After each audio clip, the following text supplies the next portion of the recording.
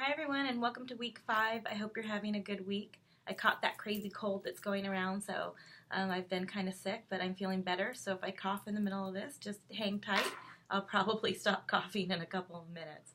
So I hope you're doing well and I hope you're enjoying the class. I want to let you know I've been really enjoying reading your classroom experiences and reading the material that you've been working on. I think everyone's doing pretty great in the class, and I'm seeing essays get better as we go along. So thank you for the work that you're doing, and again, the insight into your classroom experiences has been very intriguing and interesting.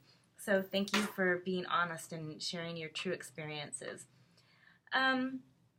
We are still kind of playing around with curriculum.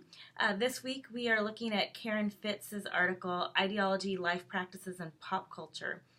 And this is a really interesting article because Fitz begins to deal with how do you think about writing classrooms and what does a writing classroom look like? She has a theory, which I agree with, that when students are engaged in what they're writing about, their writing is just better and more, they're more invested in it. And so she talks about using pop culture within her class and within her writing classroom. When we begin to think about writing classrooms, we have to think about how are we going to get our students to write and what are we going to structure the class around. There's lots of different ways that people do this. And right now we're going to start investigating how do people do it and what do we want to do as far as instructors. How do we want to present writing opportunities for our students that allow them to engage in writing practices and processes that will help them and support them as they continue on in their academic quests. So Fitz is really interesting because she plays around with these ideas, and we're going to start moving in that direction also in this class, thinking about how do we set up our classrooms? What do we want to structure it around?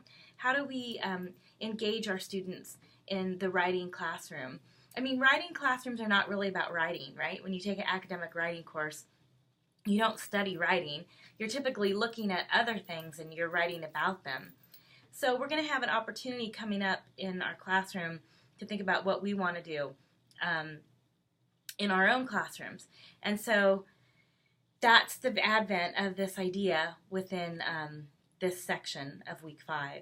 So I wrote in the on the website a little bit about the blog, and it says basically I would like you to consider ways that you can engage your students in the writing process. What avenues could you investigate? And what kind of ideas would you think would pull your students in? So I want you to think about that in the blog.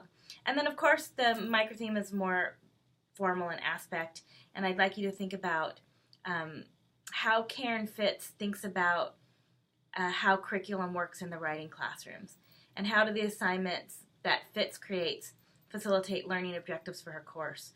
So I want you to think about those ideas. There's a little bit more information on the website. Again, I hope you're enjoying everything. Class is going well. I'm enjoying reading your work, and I hope you have a great day. Thanks.